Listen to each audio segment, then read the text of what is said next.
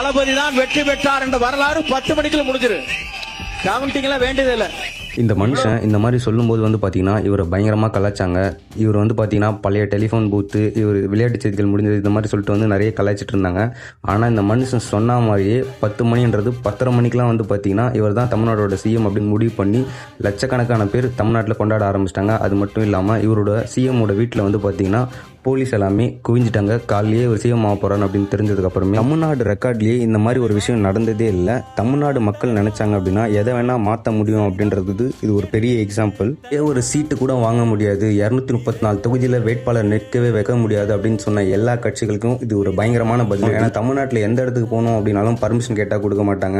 படம் ரிலீஸ் பண்ணால் பெரிய பெரிய பிரச்சனை பண்ணுவாங்க. இப்போ பார்த்தீங்கன்னா தமிழ்நாட்டோட சிஎம் ஜோசப் விஜய் அவர்கள் இதுக்கப்புறம் படம் வரணும் இல்லை எங்கேயாச்சும் போகணும் அப்படின்னா யாருக்கிட்டையுமே பர்மிஷன் கேட்கணும் அப்படின்னு சொல்லிட்டு அவசியமே இல்லை. ஏன்னா தமிழ்நாடு இவர் கையில் தான் இருக்கு இப்போ.